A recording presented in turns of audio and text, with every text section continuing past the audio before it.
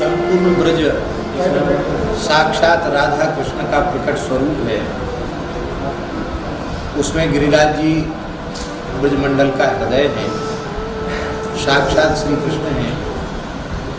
और उसमें भी यह चंद्र सरोवर सारस्वत कल्प की लीला के अनुसार भगवान श्री कृष्ण की महारास स्थली, पुष्टि मार्ग के जहाज, उद्धव जी के अवतार, महाकवि सूरदास जी ने 73 वर्ष रहकर यहाँ अपने श्याम को रिझाया है। 1.25 लाख पदों की रचना, ऐसा कहा जाता है कि इसी स्थान पर बैठकर उन्होंने की।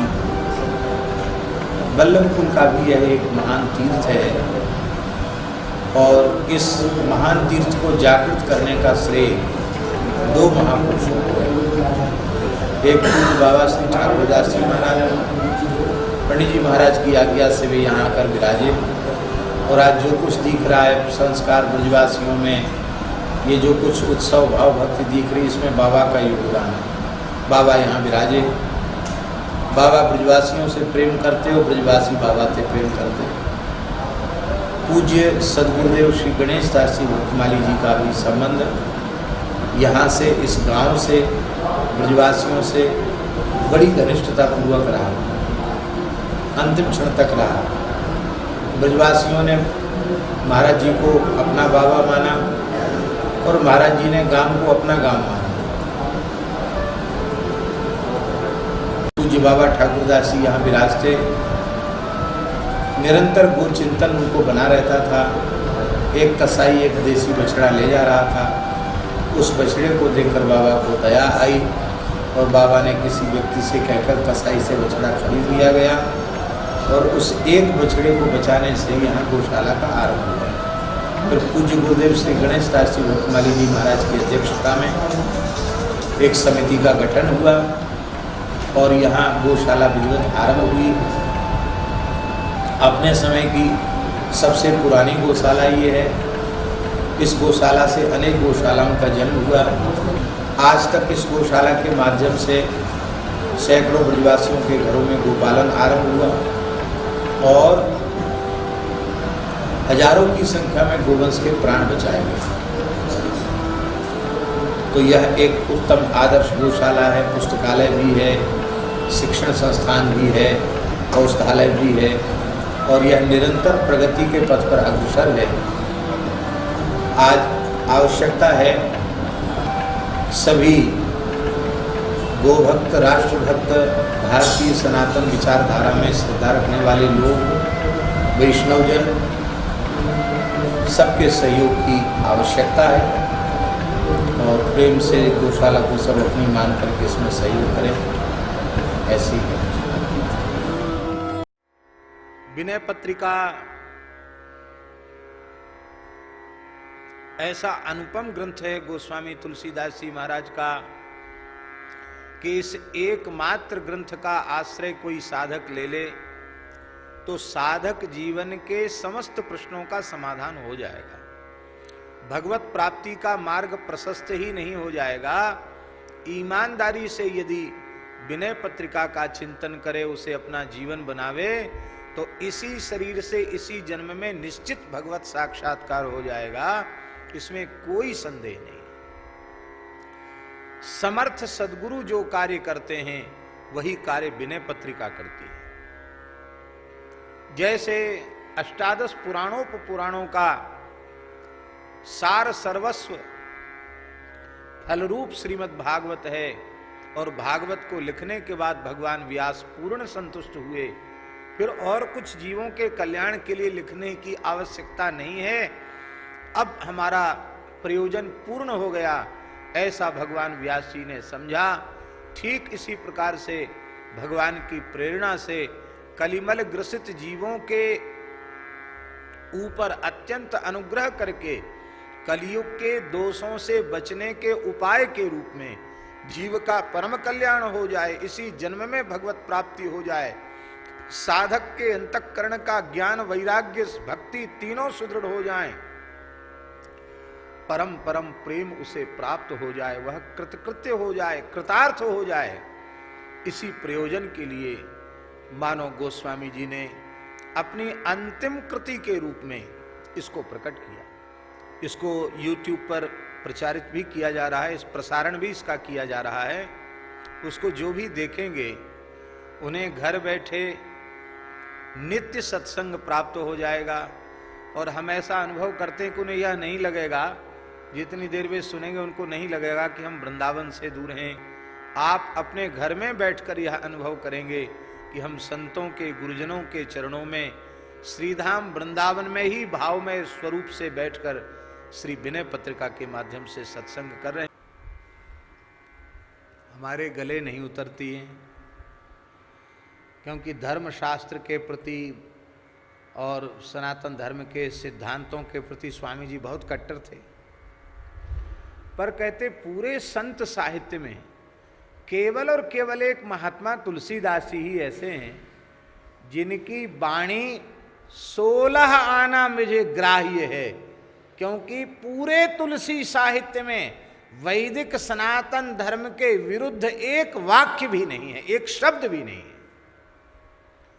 इसलिए भैया कलिमल ग्रसित जीवों ने जीवों का जो मार्गदर्शन तुलसीदास जी महाराज ने किया है वो न भूतो और न भविष्यति। इसीलिए विनय पत्रिका जो उनका सिद्धांत ग्रंथ है, उनका हृदय है, अंतःकरण है श्री तुलसीदास जी का, ये वस्तुतः वही कार्य करता है जो प्रत्यक्ष सद्गुरु भगवान करते हैं, समर्थ सद्गुरु करते हैं। और वैसे भी कालिका तो भगवती श्री जानकी जी का ही स्वरूप है। इसमें एक प्रकार से भगवती भद्रकालिका का ही विशेष रूप में स्मरण है, क्योंकि भय हरणी कालिका, कालिका का स्मरण कर रहे हैं। और जानकी जी राम जी से अलग हैं क्या? अलग हैं? नहीं। गिरा अरथ जल बीच सम, कहियत भिन्न न भिन्न, बंदौ सीता राम पद, जिनहि परम प्रिय खिन्न। अलग नहीं है राम जी से। चलो एक कथा सुना देते हैं। अद्भुत रामायण की कथा है। इस समय आनंद रामायण पढ़ रहे हैं तो हम भी अद्भुत रामायण की बात बताते हैं। अद्भुत रामायण में श्री किशोरी जी की महिमा का एक विलक्षण प्रकरण है, जानकी जी की महिमा का। एक दिन की बात है, हमारे श्री रघुनाथ जी श्री अयोध्या जी में राज सिंहासन पर विराजमान होकर और सब ऋषि मुनि भगवान की स्तुति कर रहे थे और भगवान अपनी भुजाओं को ऐसे देखने लगे।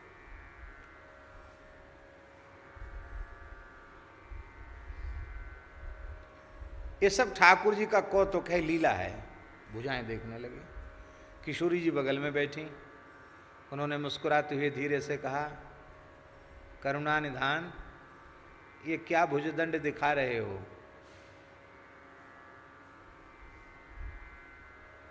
राम जी ने कहा, आपने सुना नहीं अभी सब लोग कितनी बढ़िया स्तुति कर रहे थे हमारी? नहीं सुना आपने?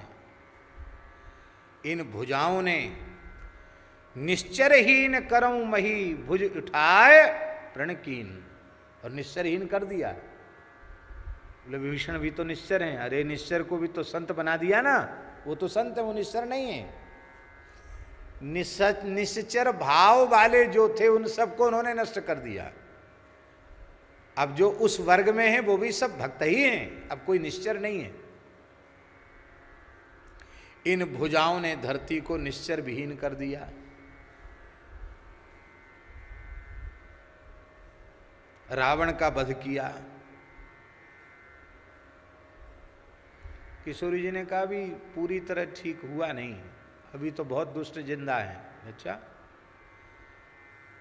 ये चर्चा हो ही रही थी, तब तक ऋषियों का एक दल और आ गया। महाराज रक्षा कीजिए, रक्षा कीजिए। राम जी, आओ आओ महाराज आओ। कैसे? बोले महाराज एक नया रावण पैदा हो गया, उसका नाम है सहस्र रावण। सहस्र रावण भैया ये तो कैसा? बोले 10 मुख वाला रावण तो है, वो 1000 मुंह वाला रावण है। उसकी हजारों भुजाएं हैं, उसका नाम है सहस्र मुख रावण। 1000 मुख वाला रावण है वो। महाराज देवता भी भयभीत हैं। अभी उसका प्रचंड प्रभाव बहुत व्याप्त नहीं हुआ, लेकिन अभी बस पांव फैला रहा है। और आपने रावण को कुल खानदान के सहित मार दिया, इससे वो बहुत रुष्ट है। अब तैयारी कर रहा है देवताओं पर चढ़ाई की, फिर युद्ध छिड़ेगा। तो महाराज उसका दलन कर दीजिए आप। तब तक ब्रह्मादि देवता भी आए, बोले महाराज हम लोग बहुत त्रस्त हैं सहस्र रावण से, आप कृपा करके उसको समाप्त कीजिए। राम जी बोले बिल्कुल ठीक। किशोर जी ने मुस्कुरा के कहा देख लो, अभी अभी कह रहे थे कि हमने धरती को निश्चरों से विहीन कर दिया, देख लो आ गया ना आपके सामने परिणाम आ गया एक। वो तो 10 मुंह का ही मारा था, ये तो 1000 मुंह का आ गया। राम जी बोले अभी इसका काम तमाम करते हैं। राम जी उठे, लक्ष्मण जी भरत जी सब साथ गए, शत्रुघ्न जी अयोध्या जी में, हनुमान जी सब, और भयंकर युद्ध छिड़ा। उस युद्ध में एक एक करके सबके युद्ध का उत्साह ठंडा हो गया। सहस्र रावण को जीतना कठिन हो गया। उसका कारण यह था कि सहस्र रावण की सेना तो मारी गई, पर सहस्र रावण को जैसे ही राम जी बाण का प्रहार करते, उसके शरीर के रक्त की एक बूंद से 1000 रावण वैसे ही पैदा हो जाते। एक बूंद खून गिरते ही 1 सहस्र मुंह वाले 1000 रावण पैदा हो जाते। और उनको भी बाण लगेगा तो उनकी भी एक एक बूंद से उतने उतने 1000। सारा ब्रह्मांड 1000 मुंह वाले रावणों से भर गया। बंदर भालू जो राम जी के सहयोगी थी, सबने हाथ खड़े कर दिए, बोले बस हो गया महाराज, अब तो 10 मुंह वाला तो अब तो हो गया, अब आप जानो, आपका काम जाने। राम जी भी घबरा गए, लक्ष्मण जी भरत जी भी घबरा गए, हनुमान जी भी घबरा गए। अब क्या होगा? अब तो प्रतिष्ठा की बात आ गई। तो किशोरी जी भी पधारी थी वहां युद्ध में। तो शिविर जहां लगा था वहां किशोरी अपनी सखियों के साथ वहां विराज रही थी। अब राम जी कैसे जाएं पराजित होकर के शिविर में? बड़े दुखी हो गए राम जी। वशिष्ठ जी से उन्होंने कहा गुरुदेव अब आप समाधान करो, क्योंकि इनकी कृपा दनुजरण मारे, आप कृपा करो। जुक्ति मुक्ति तो गुरु जी ही बताते हैं, आप बताओ कैसे मारें। तब वशिष्ठ जी ने कहा हे रघुनाथ, आप और जानकी जी में भेद नहीं है, पर आप शक्तिमान हैं, आपकी शक्ति तो ये है, आपने वहाँ भी जो विजय की थी इनकी कृपा से की थी, शक्ति तो इन्हीं की थी। अब किशोरी जी को मनाओ, वो कृपा करके समाधान करेंगी तब सहस्र रावण मरेगा, नहीं तो मरेगा नहीं। तब वशिष्ठ जी ने राम जी को उपदेश किया है, और राम जी ने श्री सीता सहस्त्र नाम के द्वारा, राम जी ही उसके ऋषि हैं, राम जी ने सीता सहस्त्र नाम के द्वारा श्री किशोरी जी की, जानकी जी की 1000 नामों से स्तुति की। जब राम जी स्तुति करने लगे श्री जानकी जी उस समय सेज पर पौड़ी हुई थी, लेटी थी। सखियां चमर और व्यजन आदि लेकर खड़ी थी, और राम जी थोड़े दूर, उतनी दूर समझ लो जिसमें ज़्यादा उनको विक्षेप न हो, और वो स्तुति कर रहे थे।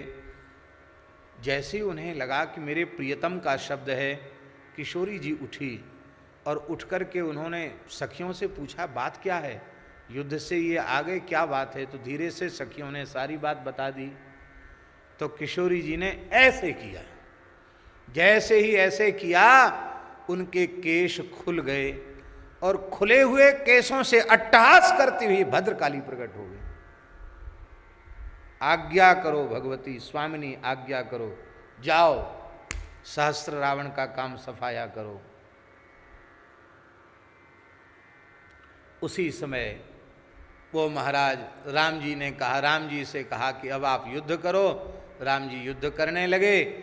जितने सहस्र रावण पैदा होते वो उनका खून धरती पर गिरेगा तब ना सहस्र रावण पैदा होंगे। वो जितना खून गिरने से पहले ही काली जी सब जीव से चाट जाती।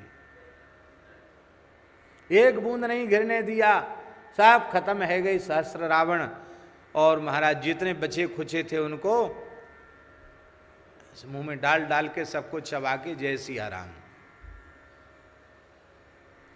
मरा तो सहस्र रावण राम जी के ही बाण से, लेकिन बिना किशोरी जी की कृपा के नहीं मरा। अब जो भगवती भद्रकाली प्रकट हुई थी किशोरी जी के केश पास से, केशों के हिलाने से वो प्रकट भई थी केश काली, वो जैसे ही प्रकट भई थी। अब महाराज वो तो किशोरी जी की शक्ति लेकर आई हैं, साक्षात किशोरी जी ही हैं उस रूप में। अब तो महाराज हाहाकार मच गया, दशों दिशाएं व्यथित हो गईं, आकाश से उल्कापात होने लग गया, समुद्रों का जल खोलने लग गया। अब क्या होगा, सूर्य चंद्रमा की प्रभा फीकी पड़ गई। अब तो महाराज प्रलय हो जाएगा, भगवती प्रलय कर देंगी, अब क्या होगा। अब स्तुति करें तो वो सुने कहाँ स्तुति, दम अट्टहास करें, ज्वाला उनके नेत्रों से मुख से प्रकट होवे। अब क्या होगा, अब क्या होगा। देवाधिदेव महादेव जी ने, शंकर जी ने कहा कि मैं प्रयास करता हूं इनको शांत करने का। तो वे दौड़ रही थी भगवती भद्रकाली, और दौड़ती हुई भद्रकाली को देख करके भगवान शिव पौड़ गए, लेट गए। अब वो तो आवेश में थी और वो दौड़ते हुए जैसे चले, उन्होंने देखा नहीं नीचे कौन है। तो जैसे ही उनका दाहिना चरण भगवान शिव के वक्षस्थल पर पड़ा तो उनको लगा कि नीचे किसी के ऊपर पैर मेरा पड़ा है। तो जैसे ही उन्होंने देखा, अरे ये तो भगवान शिव हैं, मेरे प्राण जीवन धन हैं। जैसे ही शिव जी को देखा तो देखते ही ऐसी जीव निकल आई, ऐसी जीव निकल आई। और वो जीव प्रसन्नतम, शंकर जी हैं, ये भोले बाबा हैं। अब क्रोध ठंडा हो गया। ब्रह्मा जी ने, विष्णु भगवान ने, समस्त देवताओं ने कहा भगवती ये आपका स्वरूप बड़ा सुंदर है। और शंकर जी ने कहा आप किशोरी जी के श्रीअंग से प्रकट भई हैं, इसलिए मेरे लिए तो किशोरी जी के ही समान हैं। आपका चरण मेरे वक्षस्थल पर पड़ा, मैं अपने को धन्य मानता हूँ। आप जिस स्थल पर चरण पड़ा है आपका मेरे वक्षस्थल पर, उसमें आप सिद्ध पीठ के रूप में विराजमान होंगे। तो जहाँ ये काली जी का दाहिना चरण पड़ा था वही दक्षिणा काली है, कलकत्ता की काली यही है। वहाँ शंकर जी जहाँ पौड़े थे और जहाँ भगवती का चरण उनके वक्षस्थल पर पड़ा था। आज भी कलकत्ता में काली जी का दर्शन करो तो नीचे शंकर जी लेटे हैं और उनके वक्षस्थल पर भगवती का चरण है, दाहिना चरण है, दक्षिणा काली भगवती।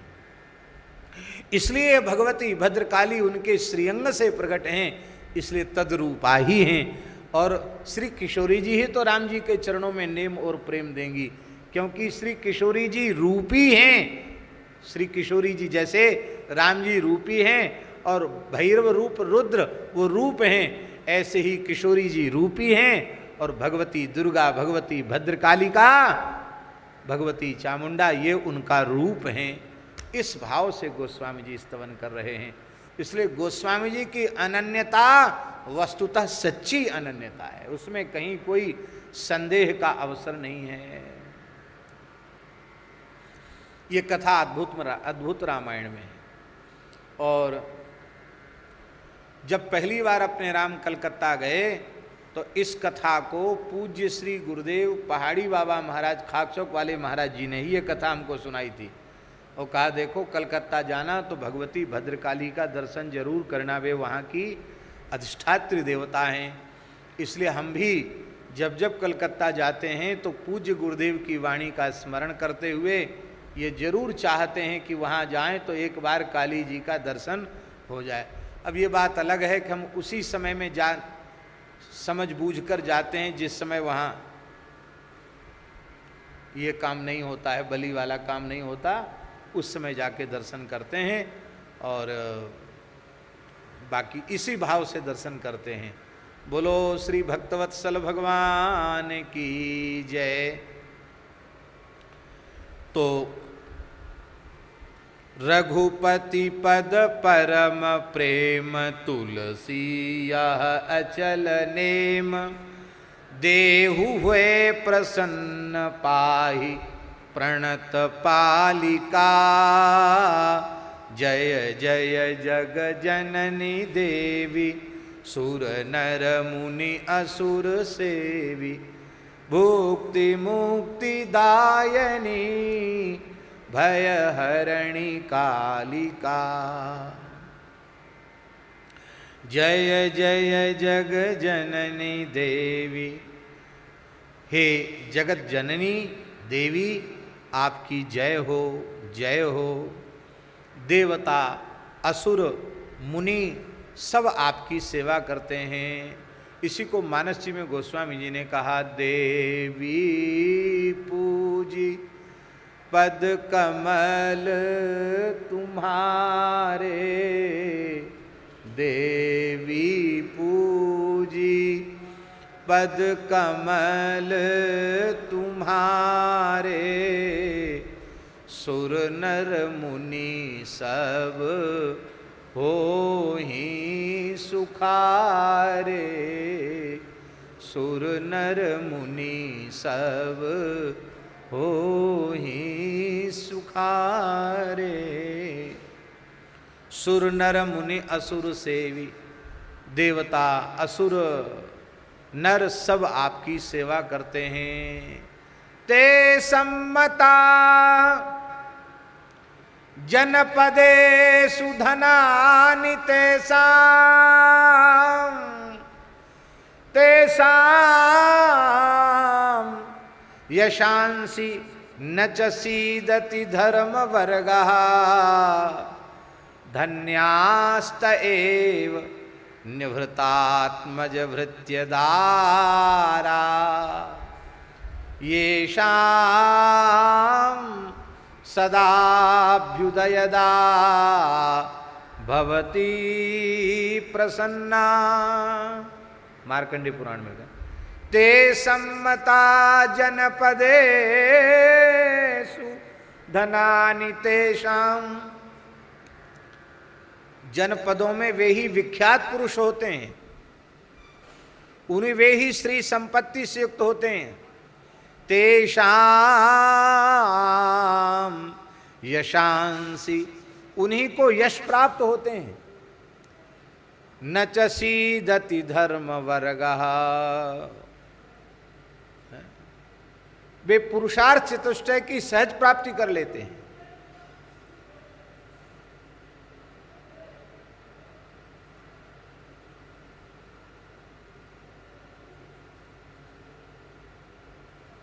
वे ही धन्य हैं। स्त्री पुत्र ग्रह नौकर चाकर आदि से संपन्न वही हैं।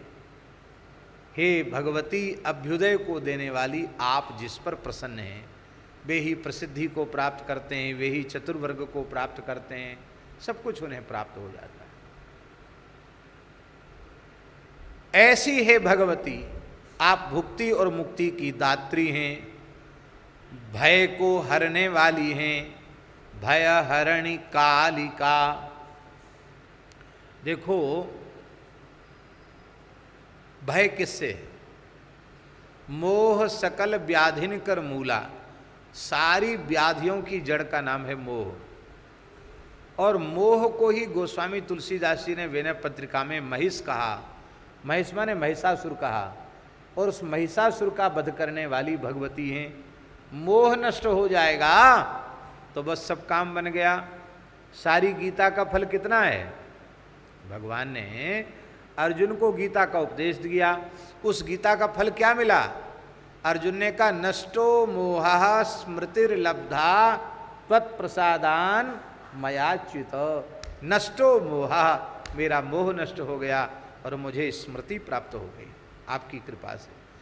तो ये मोह का हरण होगा तो न भय रहेगा न शोक रहेगा, क्योंकि मोह से ही भय शोक आदि का जन्म होता है। ऐसे मोह रूपी महिषासुर का मर्दन करने वाली आप हो। मंगल मुद सिद्धि सदनी, हे भगवती आप मंगल की, मोद की और सिद्धि की तो सदनी हैं, आप घर ही हैं, अर्थात आप सर्वमंगला हैं। सर्वमंगल मांगल्ये शिवे सर्वार्थ साधके शरण्ये त्र्यंबके गौरी नारायणी नमोस्तुते। आप सर्वमंगला हैं, मोद की, आनंद की दात्री हैं और सिद्धि की दात्री हैं। नवमं सिद्धिदात्री च नवदुर्गा प्रकीर्तिता। आप साक्षात सिद्धिदात्री हैं, सिद्धि सदनी हैं।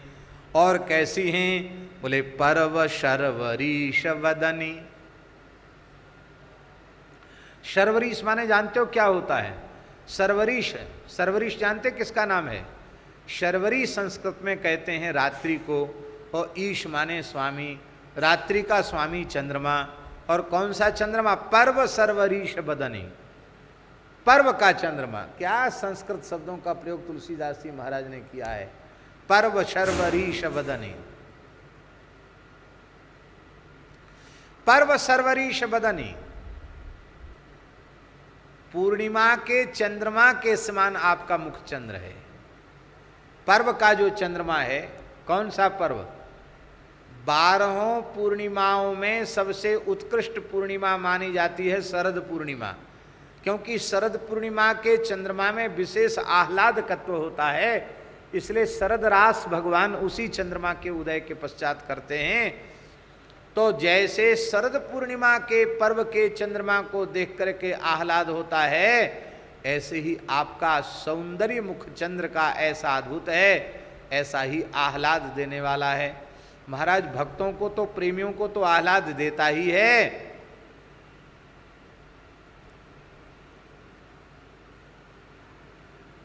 कल आपने सुना था ना, पार्वती जी के शरीर से कौशिकी देवी प्रकट भई और वो जाकर के वो सुग्रीव नाम का दूत था, उस दूत ने आकर के देखा तो हिमाचल संस्थिताम, हिमालय के शिखर पर बैठी हुई हैं। अरे बोले बहुत सुंदरी हैं। जाकर उसने शुंभ निशुंभ से कहा, कथा कल आपने सबने संकेत में सुनी, फिर बाद में सबको समाप्त किया भगवती ने। तो पर्व शर्वरीश बदनी, इतनी सुंदरी हैं कि असुर भी मोहित हो जाते हैं। और उस मोह के कारण वे आपकी अग्नि रूपी ज्वाला में पतिंगों के समान जलकर भस्म हो जाते हैं। मोहवश वे जगन माता को के स्वरूप को भी जिस दृष्टि से देखना चाहिए उस दृष्टि से नहीं देखते हैं, अन्यथा दृष्टि से देखते हैं तो सलभों के समान। सलभ जानते ना, ये दीपक की लौ में जल जाने वाले कीड़े, इन कीड़ों के समान जल करके, पतंगों के समान जल करके भस्म हो जाते हैं। ये सब शुंभ निशुंभ आदि पतंगा बन के ही भस्म हो गए उसमें। और कालिका, जब पार्वती जी के श्रीअंग से कौशिकी देवी प्रकट हो गई तो कृष्णाभूत सापी पार्वती, वो पार्वती कृष्णा हो गई और वही भगवती कालिका हो गई, उन्हीं का नाम कालिका हो गया। तो पार्वती जी या कौशिकी जी या कालिका जी, इनमें कोई अंतर नहीं है। तापतिमिर तरुण तरणी किरण मालिका,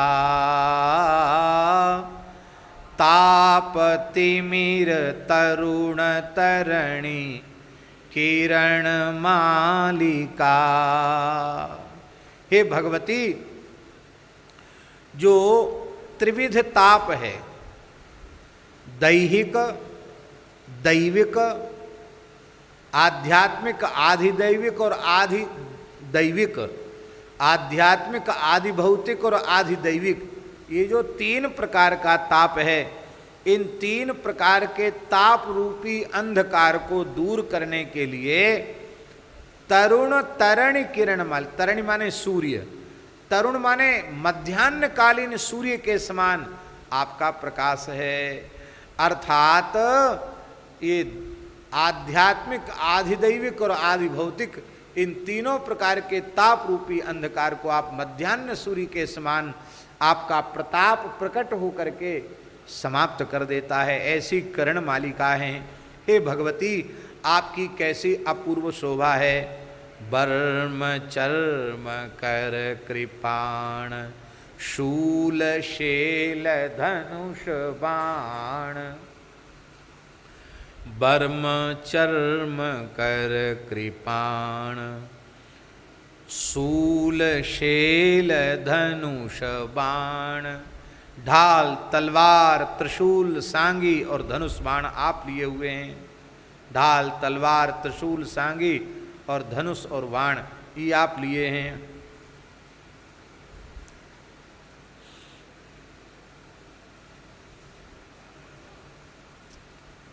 अब देखो, यहां आयुध तो 6 ही हैं, पर भगवती अष्टभुजी हैं। तो त्रिशूल दोनों हाथों से प्रहार कर रही है, इसलिए वो एक ले लिया। तो 2 हाथ वो और 6 हाथ वो, इस प्रकार से अष्टभुजी भगवती दुर्गा का स्मरण गोस्वामी जी ने किया है।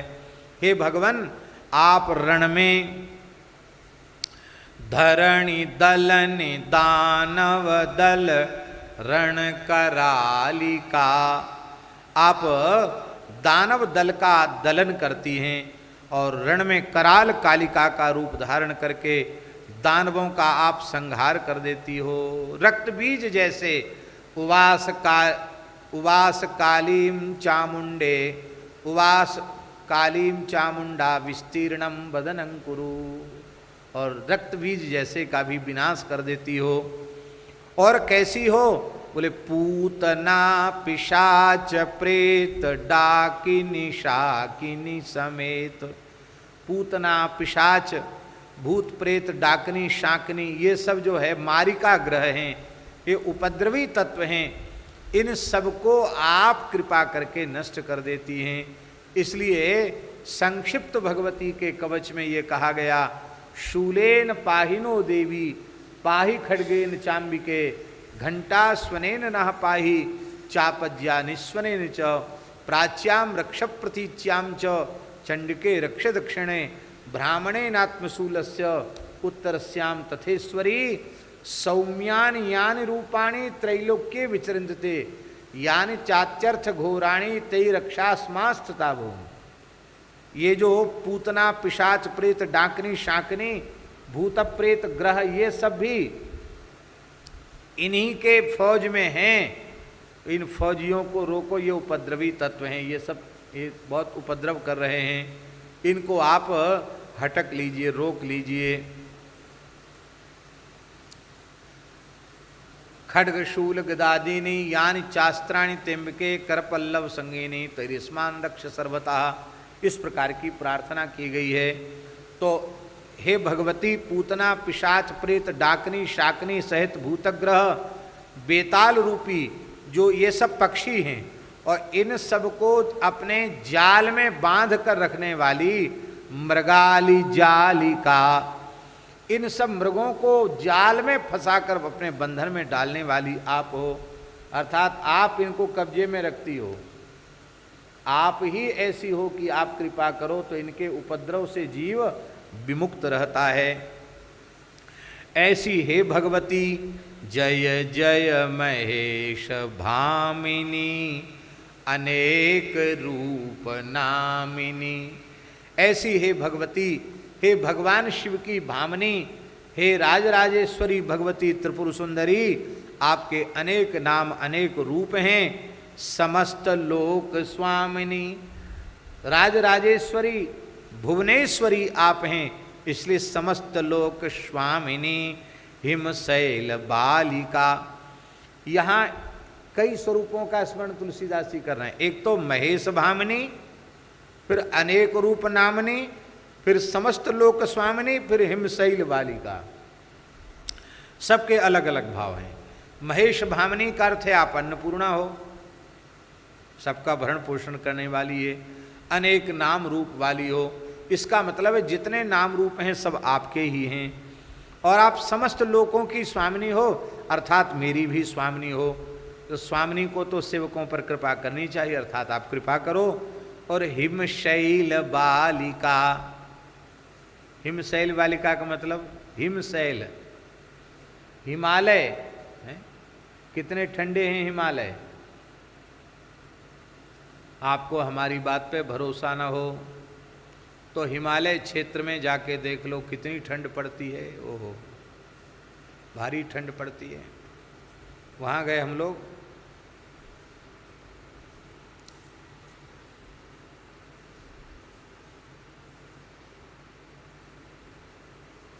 अमरनाथ जी पैदल, तो वहाँ से अनंतनाग से पैदल चले थे। तो वहाँ शेषनाग एक जगह है, शेषनाग, वहाँ पहुँचे। उस दिन वहाँ ग्रहण था, चंद्र ग्रहण था। वो चंद्र ग्रहण जो है ना, वो गुरु पूर्णिमा थी उस दिन, शायद आषाढ़ पूर्णिमा, गुरु पूर्णिमा थी, चंद्र ग्रहण था उस दिन। तो रात्रि को तो हम बोले कि भाई चंद्र ग्रहण में हम तो नीचे सरोवर पे जाके भजन करेंगे। अब जैसे ही वहाँ बाबा सूर्यास्त हुआ और बर्फीली हवा चलना शुरू हुई, लोगों ने कहा महाराज किलोमीटरों नीचे है, वो आपको दिख रहा है यहाँ पास में, आप जा ही नहीं पाओगे वहाँ तक, बीच में ही जय सिया राम हो जाएगा, नहीं जा पाओगे। नहीं गए। शिविर था, कपड़े के बने रहते हैं उसमें। अब हमारा अभ्यास तो है, हम कभी बचपन से ही कभी किसी के साथ नहीं सोए, एक स्वाभाविक प्रकृति। नहीं तो गांव देहातों में तो सब बच्चे एक साथ ही सोते हैं, लेकिन अपनी प्रकृति नहीं रही। तो हमने कहा भाई कुछ भी हो, कपड़ा लत्ता तो बहुत कम है अपने पास में, तो हम अपने भी लपेट के सोएंगे।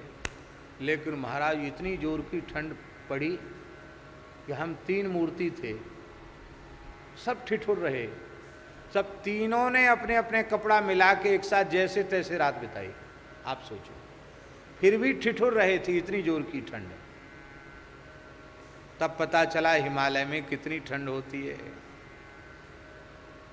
भारी ठंड होती महाराज। वो तो को मौसम भी ऐसा था, रात्रि का समय, लोगों ने कहा 0 से नीचे तापमान चला जाता है, भगवान जाने चला जाता होगा एकदम ठंड में। पर वो जो सरकारी थे वो नहीं लिए, अपने में ही गुजारा किया जैसे तैसे रात।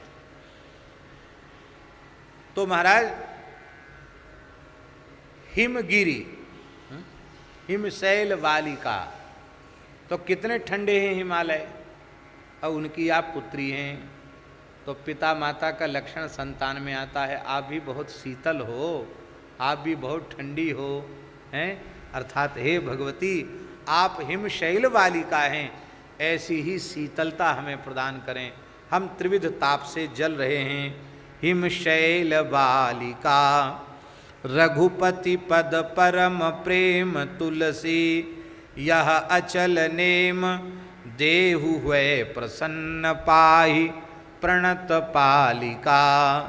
जय जय जग जननी देवी, सुर नर मुनि असुर सेवी। भुक्ति मुक्ति दायनी भय हरणि कालिका। भुक्ति मुक्ति दायनी भय हरणि कालिका।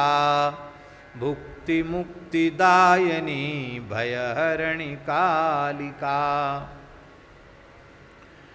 ये महाराज जी ग्रंथों में लिखा हुआ है कि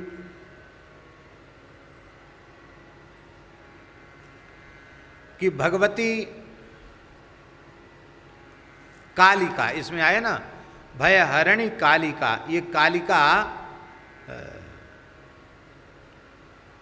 शुंभ निशुंभ के अत्याचारों से पीड़ित इंद्रादि देवताओं की प्रार्थना पर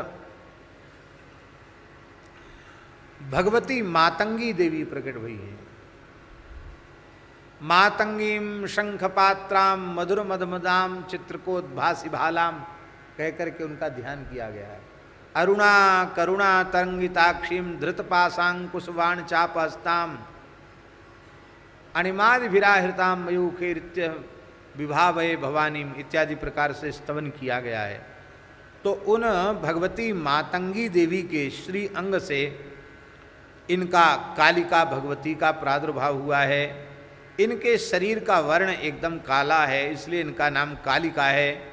ये उग्र भयों से रक्षा करती हैं, इसलिए इनका एक नाम उग्र तारा भी है। और इनके सिर पर एक जटा है,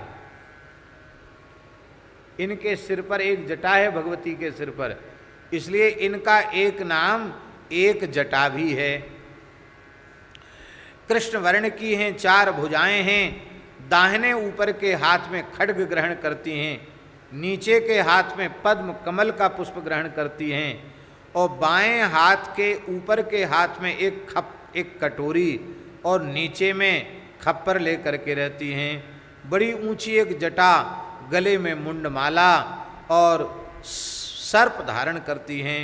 लाल लाल इनके नेत्र हैं, काले वस्त्र हैं, कटी में बाघंबर है, और बायां पैर शिवजी की छाती पर है, और दाहिना चरण सिंह की पीठ पर है।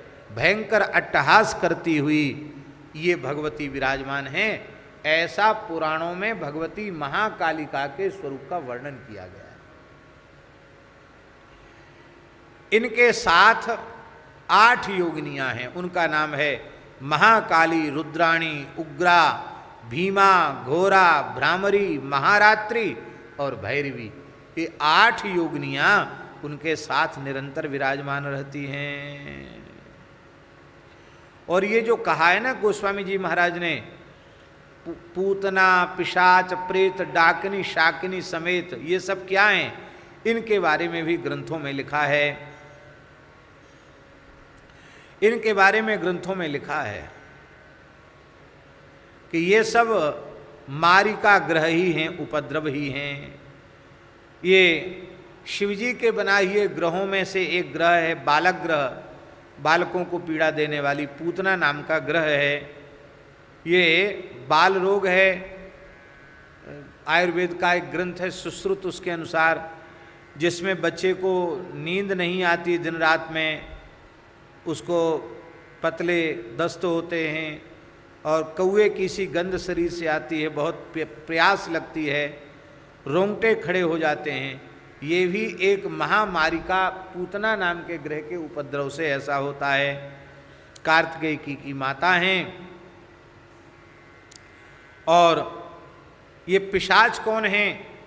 बोले ये हीन कोटि के जो राक्षस हैं उनको पिशाच कहा गया। मरुस्थल में निवास होता है और युद्ध में उपस्थित होकर मनुष्य की खोपड़ियों में भर भर कर रक्त पीना इनका स्वभाव होता है। इनको पिशाच कहते हैं। मांसाहारी भूत पिशाच ये सब भी रुद्र के द्वारा ही सृष्ट हैं। इनके ये भी बालकों को पीड़ा देने वाले अशुभ ग्रह हैं। ये बेताल भी भूतों की ही कोटि में है। ये भी श्मशान में रहते हैं। श्मशान में रहने वाले जो उनको बेताल कहा जाता है। भूतक ग्रह, ये भूतक ग्रह नामक ग्रह का उपद्रव होने से मनुष्य कांपने लग जाता है, ऐसे ऐसे कांपता है भूतक ग्रह के उपद्रव से। और उस व्यक्ति को वह सच बोलता है, फूल माला सुगंध आदि उसको पसंद होती है। ये सब उसके लक्षण हैं। इस प्रकार से ये 9 ग्रह बालकों के पुराणों में आए हैं। स्कंद, स्कंदपस्मार, शकुनी, रेवती, पूतना, गंधपूतना और शीत पूतना, मुखमंडिका, नैगमेय, इन सब का पुराणों में बड़ा वर्णन किया गया है। बहुत विस्तृत वर्णन है। तो इस प्रकार से ये सारे उपद्रव हे भगवती आपके अनुग्रह से शांत हो जाते हैं।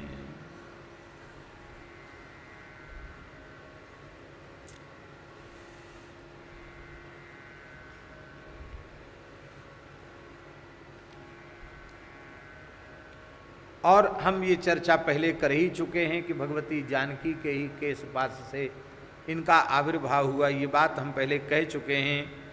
यहाँ गोस्वामी तुलसीदास जी ने इस पद में अनेक रूप नामनी, ये इतना सुंदर शब्द है दीनबंधु दास जी, ये अनेक रूप नामनी में इस पर दास ने विचार किया। पुराणों में जितने स्वरूप भगवती के कहे गए हैं, चाहे 10 महाविद्याएं हों या 16 विद्याएं हों, उन समस्त स्वरूपों का स्मरण गोस्वामी जी ने इस पद में कर लिया। अनेक रूप और नामिनी, आप अनेक नाम वाली हो और अनेक रूप वाली हो, ये सब उन्होंने स्मरण किया है। 10 विद्याएं और 16 महाविद्याएं, इन सब का स्मरण किया है। ये 10 विद्याएं 16 महाविद्याएं कौन कौन हैं? इनके नामश्रवण से भी पाप ताप संताप नष्ट हो जाते हैं। मातंगी, बगलामुखी, धूमावती, छिन्नमस्ता, श्री भैरवी, भुवनेश्वरी, दुर्गा, त्रिपुर सुंदरी, तारा, काली, षोडशी, महागौरी, कूष्मांडा, चंद्रघंटा, पार्वती, उग्रतारा, एक जटा, सती, गिरिजा, भवानी, शिवा, कमला, चंडिका, ये अनेक नाम आपके हैं। ये महाभारत के भीष्म पर्व में दुर्गा के स्तवन में भी भगवती के अनेक नामों का वर्णन किया गया है। वहाँ उमा, शाकंभरी, श्वेता, कृष्णा, कैटभनाशिनी, हिरण्याक्षी, विरूपाक्षी, सुधूम्राक्षी, कपिला, कृष्णपिंगला, कुमारी, भद्रकाली, जया, विजया, स्वाहा, स्वधा, कला, कंठा, सरस्वती, सावित्री, वेदमाता, वेदांत, जंभिनी, मोहिनी, माया, ह्री, श्री, संध्या, प्रभावती, तुष्टि, पुष्टि, धृति इत्यादि नामों का बड़ा सुंदर वर्णन किया गया है। बोलो भक्तवत्सल भगवान की जय। पर ये सब स्मरण करके गोस्वामी तुलसीदास जी महाराज बस एक ही बात कहते हैं, पाही और देही। इसकी चर्चा हम कर ही चुके हैं। आप हमारी रक्षा करें और हमें राम जी के चरणों में अचल प्रेम प्रदान करें। बोलो भक्तवत्सल भगवान की जय। तो पाही क्यों कहा? देखो, ये जितने असुर हैं इनसे हमको बचाओ। आपने देवताओं को असुरों से बचाया, तो हमको भी असुरों से बचाओ। बहुत ऊंची बात, बड़े ध्यान देने की बात। मानो गोस्वामी तुलसीदास जी कह रहे हैं कि पौराणिक आख्यान के अनुसार आपने महिषासुर का मर्दन किया, आपने मधुकैटभ का मर्दन किया, आपने शुंभ निशुंभ आदि का मर्दन किया, रक्त बीज और आदि आदि दैत्यों का आपने वध किया। वस्तुतः ये सब दैत्य हमारे भीतर ही घुसे हुए हैं और ये सब उपद्रव कर रहे हैं। केवल पुराणों में ही देवासुर संग्राम नहीं है। इस प्रकरण को, इस पद की चर्चा को श्रद्धेय श्री रामकिंकर उपाध्याय जी ने बड़े आध्यात्मिक रूप में घटाया। बहुत सुंदर ढंग से लिखा है उन्होंने। ये सब के सब महाराज बड़े उपद्रवी तत्व हैं और हर प्रत्येक व्यक्ति के भीतर देवासुर संग्राम छिड़ा है। कुछ शुभ वृत्तियां हैं जो संत सद्गुरु की कृपा से सत्संग से जगती हैं, वो तो शुभ वृत्तियां हैं, देवता हैं। और कुछ अशुभ वृत्तियां हैं जो पूर्व जन्मकृत पापों से, दोषों से अथवा कुसंग से या दुश्चिंतन से या साधन से शून्य होने से अथवा हरि गुरु संतों के प्रति मनवाणी क्रिया से अपराध करने के कारण जो दुर्वृत्तियां उत्पन्न होती हैं, कभी वे दुर्वृत्तियां हावी हो जाती हैं सद्वृत्तियों पर और कभी कभी सद्वृत्तियां इतनी प्रबल हो जाती हैं कि दुर्वृत्तियों पर हावी हो जाती हैं। इसी का नाम देवासुर संग्राम है। कभी देवता विजयी हो जाते हैं तो असुर परास्त हो जाते हैं, तो कहीं असुर विजयी हो जाते हैं तो देवता मारे मारे डोलते हैं। और इसी अंतर्द्वंद में मनुष्य फंसा रहता पूरे जीवन। लड़ता तो है लेकिन इसकी पार पड़ती नहीं है। इसलिए मानो वे भय हरण के लिए करती हैं। अब देखो, गीता में भी असुरों की चर्चा है और मार्कंडेय पुराण में दुर्गा सप्तशती में भी असुरों की चर्चा है। पहले हम गीता के असुरों की चर्चा करते हैं। गीता के असुर कौन कौन हैं? जिन्हें भगवान श्री कृष्ण ने असुर माना और इनके विनाश की आज्ञा अर्जुन को प्रदान की। गीता का पहला असुर है अहंकार, और इस अहंकार के संबंध में श्री रामकिंकर उपाध्याय जी ने बड़ी प्यारी बात लिखी है। उन्होंने कहा कि वस्तुतः भगवान के भक्त में किसी प्रकार का दोष होता ही नहीं है। बहुत अच्छे ढंग से इस बात को लिखा है। वो मानस जी का उदाहरण दिया, प्रभु प्रेरित ही व्यापे विद्या, विद्या विद्या का जो प्रकरण है ना उत्तरकांड में, प्रभु प्रेरित ही व्यापे विद्या, भक्त के भीतर जो दोष उत्पन्न हो जाते हैं, दोष आ जाते हैं, वो भी किसी पाप अधर्म से प्रेरित नहीं होते, वो भी भगवान से प्रेरित होते हैं। भगवत प्रेरित दोष माने काम क्रोधादि दोष भी भगवान की प्रेरणा से आ जाते हैं। आप लोग कहेंगे फिर भगवान को भजने से क्या फायदा है, भगवान को तो इनसे बचाना चाहिए और भगवान इनको और पीछे लगा देते हैं, ऐसा क्यों करते हैं? उन्होंने बड़ा सुंदर उत्तर दिया। बोले वस्तुतः विकार भक्त में होते नहीं हैं, पर भगवान अपनी इच्छा से कुछ विकार जगा करके उस भक्त का पतन तो होने देते नहीं, उसको तो बचा लेते हैं। और उन विकारों के द्वारा जीव की कितनी दुर्दशा हो सकती है, ये प्रेरणा अनेक साधक कोटि के जीवों को प्राप्त हो जाती है, उनको विकारों से बचने की प्रेरणा प्राप्त हो जाती है। इस संबंध में उन्होंने बड़ा सुंदर उदाहरण दिया है, सटीक नारद जी का उदाहरण। नारद जी के सामने नारद जी तपस्या कर रहे थे, सुमिरत हरि साप गति बाधी, नारद जी की समाधि लग गई। और जब समाधि लग गई तो देवराज इंद्र को भय हो गया, और जब देवराज इंद्र को भय हो गया तो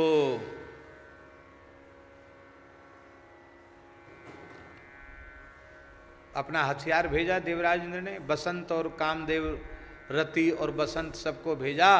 बोले जाओ जाओ, बाबा जी तपस्या कर रहे हैं, नारद जी इनके तपस्या में विघ्न डालो। तो महाराज कामदेव अपनी पूरी सेना लेके आया, लेकिन सारे दाव पेच व्यर्थ हो गए, काम की पराजय हो गई। अब तक काम की नाक बहुत ऊंची थी, वो सोचता था कि हमने तो किसी को नहीं छोड़ा, लेकिन आज नारद जी के आगे मुंह की खानी पड़ी। क्यों? भक्त में विकार होते ही नहीं। जे राखे रघुवीर ते उबरे ते ही काल महू, है कैसा है पूरा? धरी न काहू धीर सबके मन मन सिज हरे, जे राखे रघुवीर ते उबरे ते ही काल महू। राम जी ने बचा लिया नारद जी को, बच गए। अब बेचारा कामदेव थर थर कांप रहा था, उसके मन में था कि अब तो नारद जी हमको शाप देंगे। नारद जी ने, शंकर जी ने जला दिया तो जलाएंगे तो नहीं, क्योंकि तीसरी आंख इनके पास नहीं है, क्या खोलेंगे, जलाएंगे नहीं, पर ये शाप जरूर दे देंगे। लेकिन नारद जी ने कहा आओ आओ बैठो, कोई बात नहीं, आप लोग बहुत नाचे कूदे हैं, बहुत आपने गाया बजाया है, बैठिए बैठिए, स्वागत है आपका। कुछ नहीं कहा। अरे क्या है आप, कोई बात नहीं, आए तो आए, किया, हाँ बस यही है, हम तपस्वी हैं, आपको कुछ क्या पारितोषिक दें, कुछ मेरे पास है ही नहीं, हम तो अकिंचन हैं, जाओ राम राम करो, कोई बात नहीं। अपने मालिक इंद्र को भी कह देना कि इन सब का हमारे ऊपर क्या, हमको क्या लेना देना। अरे इसलिए तो उन्होंने भेजा होगा कि नहीं, इंद्र पद चाहिए, हमको क्या चाहिए, कुछ नहीं चाहिए, हम तपस्वी हैं, भजनानंदी, क्या चाहिए हमको। और आश्चर्य हुआ। अब देखो बहुत ध्यान से सुने, भगवान ने शिक्षा दी देवताओं को कि तुम लोग 100 अश्वमेध यज्ञ करके इंद्र बने हो, लोकपाल दिक्पाल बने हो, और बड़े तपस्या, बड़े यज्ञ, बड़े दान पुण्य करके तुम्हें ये पद मिले हैं, बड़ी उपासना करके मिले हैं, लेकिन तुम अपने काम को नहीं जीत पाए, तुम अपने क्रोध को नहीं जीत पाए, तुम सब काम क्रोध के खिलौने बने हुए हो। और मेरे भजन की महिमा देखो। काम भी नारद जी ने जीत लिया और क्रोध भी नारद जी ने जीत लिया। भक्त में न काम है न क्रोध है। इसी को तो भगवान कहते गीता में, काम एष क्रोध एष रजोगुण समुद्भवः महासनो महापाप्मा विद्येन महिवैरिणम। और दोनों वैरियों को नामदेव जी नारद जी ने जीत लिया। अब देखो, जिसके भीतर काम क्रोध नहीं है, अहंकार क्यों आएगा? पर प्रभु प्रेरित ते ही व्यापे विद्या।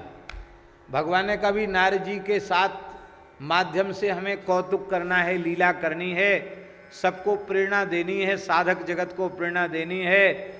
आप काम क्रोध जीत सकते हो, आप क्रोध को जीत सकते हो, आप लोभ को जीत सकते हो, आप मोह रहित हो सकते हो। पर यदि आपने अहंकार को त्यागा नहीं तो ये सारे प्रयास आपके धूल में मिल जाएंगे, मिट्टी में मिल जाएंगे। अहंकार कितना प्रबल शत्रु है। ये नारद जी को खिलौना बनाकर नारद जी के माध्यम से ठाकुर जी साधक जगत को शिक्षा देना चाहते हैं। नारद जी को अहंकार, जिता काम अहमिति मन माही। अहंकार हो गया नारद जी को, मैंने काम को जीत लिया। और वो गए, कहां गए? सबसे पहले शंकर जी के पास। शंकर जी के पास इसलिए गए, शंकर जी ने जला दिया। शंकर जी हंसने लगे, बोले हाँ। और नारद जी से रहा नहीं गया। नारद जी बोले, भगवान देखो, आपने काम को जला तो दिया पर क्रोध को आप नहीं जीत पाए। आपने क्रोध करके उसको जला दिया। काम का प्रभाव तो आपके ऊपर नहीं हुआ, पर क्रोध को आपने, क्रोध से उसको बेचारे को जला दिया। पर इस सेवक नारद ने देखो काम को भी जीत लिया और क्रोध को भी जीत लिया। शंकर जी हंसकर बोले, हाँ हाँ बिल्कुल ठीक है। आप जैसे महात्मा नहीं जीतेंगे तो कौन जीतेगा? वाह धन्य है। पर देखो, हमसे जो बात बताई है ना, ये कभी ब्रह्मा जी के पास जाके मत कहना। ब्रह्मा जी से कह भी देना, चलो कोई बात नहीं, विष्णु भगवान से तो भूल के मत कहना। नारद जी नारायण नारायण कह के चले। अरे बोले देखो, किसी की प्रतिष्ठा अच्छी, स्वभाव है, किसी को किसी की प्रतिष्ठा होते अच्छी नहीं लगती। मेरी प्रसिद्धि ये लोग नहीं चाहते, इसलिए मना कर रहे हैं। हम जरूर जाएंगे, इतना बड़ा काम हमने किया, हम क्यों नहीं प्रचार करेंगे। नारद जी गए ब्रह्मलोक। ब्रह्मा जी ने कहा, तुमने शंकर जी से तो नहीं कहा? अरे बोले, सब इनकी गुटबंदी हो चुकी है। वो कहते उनके पास मत जाना, वो कहते उनके पास मत जाना। बोले चलो, उनसे कह दिया, हमसे कह दिया, नारायण भगवान से मत कहना।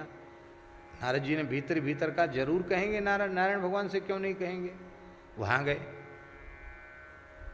और राम कथा कहने वाले नारद जी ने कामचरित सब बखाने, वहां जाकर बखाने माने खूब बढ़िया से उसको रचपच के सुनाया।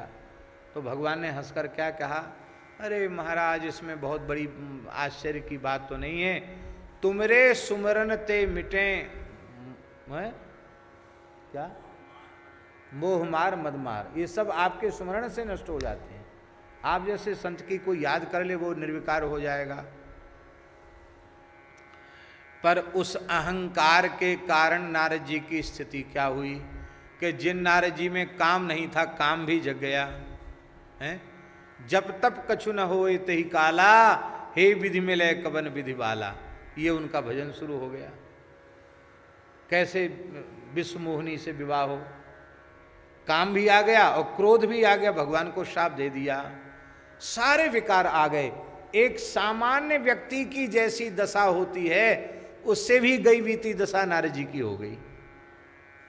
सारे विकार आ गए। अब नारद जी का क्या बिगड़ा? कुछ बिगड़ा नारद जी का? कुछ नहीं बिगड़ा। ठाकुर जी ने नाटक जरूर किया, पर नारद जी पतित नहीं हुए। नारद जी का कोई बुरा नहीं हुआ। नारद जी को तो ठाकुर जी ने कहा कि नारद जी, ये सब मेरी इच्छा से हुआ। नारद जी रोने लगे, वृथा श्राप मम हो कृपाला, मम इच्छा कही दीन दयाला, जपहु जाई शंकर सतनामा। जाओ शंकर जी के सतनाम का पाठ करो। तो नारद जी का तो कुछ बिगड़ा नहीं, और पूरे साधक जगत को प्रेरणा मिली कि अहंकार जितना कम हो उतना कम से कम करते चले जाओ। अब सुने जो बात हम कहना चाहते हैं।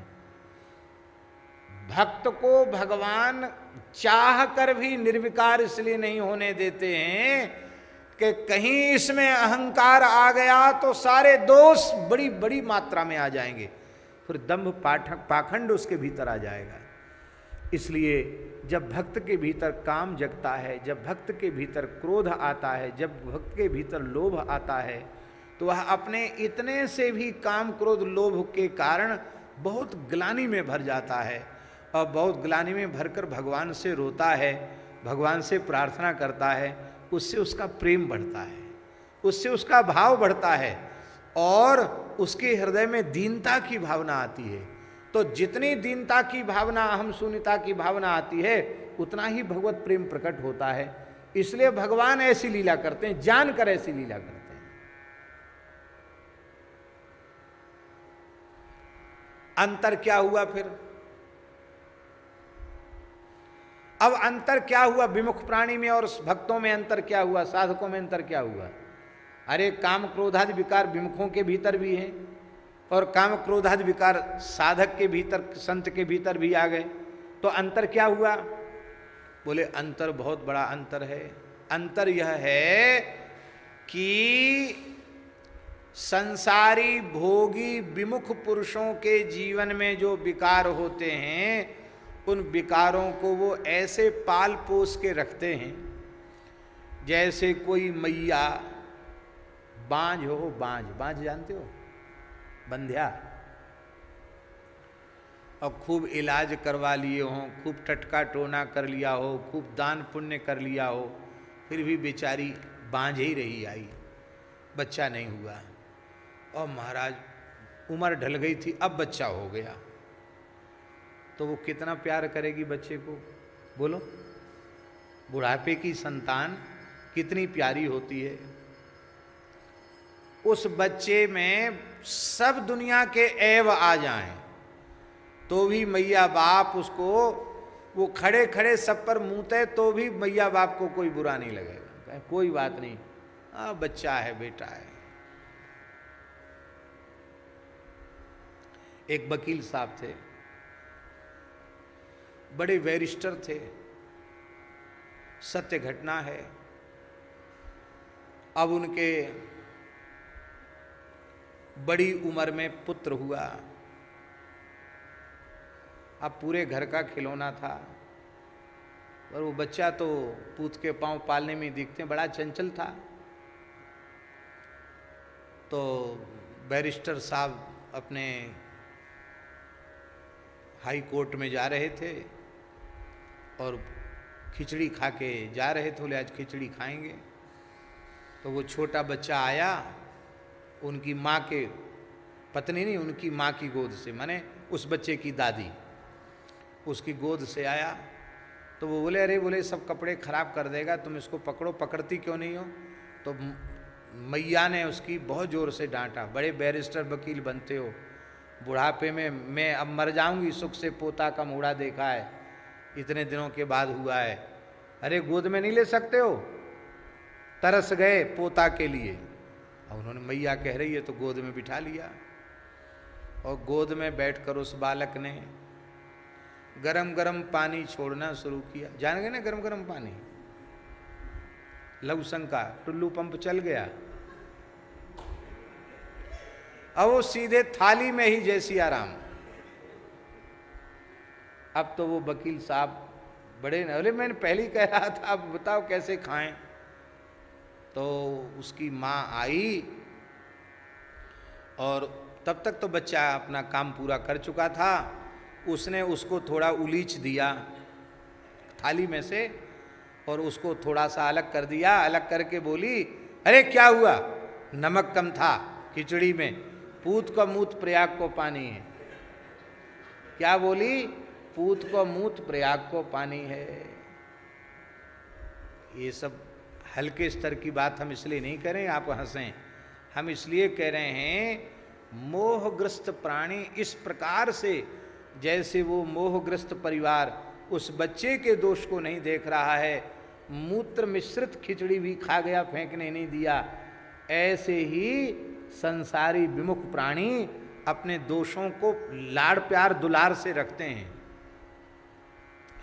वे अपने दोषों को किसी के सामने प्रकट नहीं होने देते हैं और अपने को भला प्रमाणित करने के लिए दंभ पाखंड का आश्रय लेते हैं। पर जो संत होते हैं उनमें दोष होते नहीं हैं, पर सूक्ष्म भी दोष जो भीतर आते हैं उनको वे अपने विवेक रूपी सूक्ष्मदर्शी यंत्र को लगाकर देखते हैं, तो वे इतने छोटे छोटे काम क्रोध के दोष उनको बड़े बड़े हाथी जैसे विशाल दिखाई पड़ते हैं। जैसे सूक्ष्मदर्शी से छोटी चीज़ देखो तो बड़ी दिखाई पड़ती है माइक्रोस्कोप से देखने से, ऐसी वो उनको बड़े बड़े दोष दिखाई पड़ते हैं। और फिर वो भगवान से प्रार्थना करते हैं, प्रभु इन विकारों से मुझे बचाइए। तो उनकी भक्ति बढ़ती है, उनका कुछ बिगड़ता नहीं है। ध्यान में आई बात, ये उसका रहस्य है। फिर वो कहते मोह सम कौन कुटिल खल कामी, जेहि तन दियो ताहि बिसरायो, ऐसो नमक हरामी, मोह सम कौन कुटिल खल कामी। जब गोस्वामी जी विनय पत्र का लिख रहे हैं तब उनमें कोई काम क्रोध आदि नहीं है, लेकिन जो किंचित काल के लिए जो रत्नावली में उनका प्रेम हुआ, उन विकारों की स्मृति करके वे व्यथित हो जाते हैं। यह है भक्त का अंतःकरण जो दैन्य भाव से परिपूर्ण रहता है। अब हम क्या कहें, हमारे पूज्य सद्गुरुदेव भगवान श्री भक्तमाली जी महाराज कैसे निर्विकार महापुरुष। हम तो यही समझते हैं कि साक्षात रघुनाथ जी के स्वरूप को देख लो, उनके शील स्वभाव और गुणों को देख लो, और पूज्य महाराज जी के स्वरूप को, उनके शील स्वभाव गुणों को देख लो, एक से। हो सकता हमारी बात किसी को न उतरे, पर हम तो राम जी से गुणों में ज्यादा मानते हैं महाराज जी को।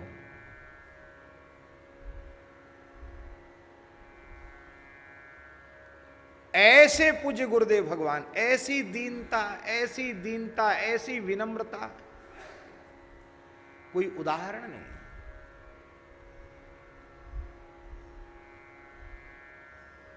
पूज्य खाक चौक वाले महाराज जी ने बुलवाया, हम लेके गए, कथा पूरी नहीं सुनाएंगे।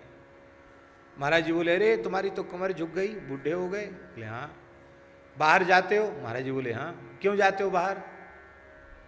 महाराज जी बोले, लोग आग्रह करते हैं, बुलाते हैं, इसलिए चले जाते हैं। अरे क्यों जाते हो? महाराज जी बोले, पहाड़ी बाबा महाराज तो ऐसे बोलते, छाती पे धर के ले जाओगे, क्यों जाते हो? महाराज जी बोले, लोग मानते नहीं हैं। तो बोले यहाँ आ जाओ, यहाँ कोई नहीं तुमको यहाँ से ले जा पाएगा। महाराज जी हाथ जोड़ के बोले, तो सही बात है, यहाँ से तो कोई नहीं ले जा सकता है। तब क्यों यहीं आ जाओ, क्यों वहाँ रहते हो, यहाँ जाओ। क्यों जाते हो? कोई एक बात को बार बार कहते थे महाराज, क्यों जाते हो बाहर? तो महाराज जी ने हाथ जोड़कर कहा, त्याग वैराग्य का सर्वथा अभाव है। लोभ की वृत्ति बहुत अधिक बढ़ी हुई है, भोग की वृत्ति बहुत अधिक बढ़ी हुई है। इसी कारण से वृंदावन को पीठ देकर इधर उधर भटकते हैं। हमें तो अच्छा नहीं लगा। महाराज जी तो अपने दीन भाव से कह रहे थे, और महाराज जी बोले, अरे क्यों जाते हो बाहर, क्यों जाते हो, छाती पे धर के ले जाओगे। जबकि पूरे जीवन में 1 इंच भूमि और 1 रुपए का संग्रह उन्होंने नहीं किया। अब हमसे महाराज जी ने डांटना शुरू किया, अरे इनको अभी क्यों ले आए, कोई भोज भंडारा होता तब लाते, बताओ। तुम भी पढ़े लिखे, इतना विचार नहीं किया तुमने, इनको लिवा लाए, बताओ। और फिर महाराज जी बोले, भेज के आओ। तो हम भेजने गए। तो हमने महाराज जी से कहा, महाराज जी तो ऐसे ही बोलते, उनकी वाणी ऐसी, बिल्कुल ठीक बोला, इसमें क्या अनुचित कहा। वृंदावन से बाहर जाते हैं, लोभ की वृत्ति है। हमने कहा, महाराज जी हम तो अनुभव करते हैं कि आप में लोभ की सूक्ष्म गंध भी नहीं है। अरे तुम्हारी श्रद्धा है इसलिए तुमको ऐसा दिखता है, हम न जानते हैं मनुष्य भीतर से उसका अंतःकरण कैसा है या तो वह स्वयं जाने या सर्वांतर्यामी राम जी जाने। ये सारे विकार भीतर रहते हैं और फिर भी लोग कहते हैं हमारे भीतर विकार नहीं है। इसलिए विकार रहते ही हैं, इनको स्वीकार कर लेने में लाभ है, इनको अस्वीकार कर लेने में हानि है। महाराज जी ने कहा न हो तो भी स्वीकार करोगे तो दीनता आएगी। और बोले तुमको क्या खराब लग गया हमारी बात? हमने कि आपने कहा कि अब लोभ बहुत बढ़ा हुआ, हम तो सोचते लोभ है ही नहीं। तो महाराज जी हाथ जोड़कर बोलते हैं, कहते पंडित जी तुम्हें पता नहीं है सुग्रीव जी ने क्या कहा, लोभ पास जेहि गर न बंधाया, सो नर तुम समान रघुराया। जिसके लोभ का फंदा गले में नहीं पड़ा वो तो आपके समान है। तो महाराज जी बोले हम तो राम जी के समान कभी हो ही नहीं सकते, जीव की इस समान। इसलिए जब तक जीवत्व है तब तक लोभ है ही है, इसलिए लोभ को स्वीकार करते हैं। हम लोभी हैं, कामी क्रोधी हैं, हम स्वीकार करते हैं। ये विशेषता, हमारे भीतर काम क्रोध लोभ हैं पर हम स्वीकार नहीं करते हैं। ये हमारी मूर्खता, ये हमारी विमुखता, ये हमारी दुष्टता, ये हमारा ढोंग पाखंड दंभ। और महापुरुषों के जीवन में बिल्कुल भी नहीं होता तो भी वे बिना अपराध के भी स्वीकार कर लेते हैं।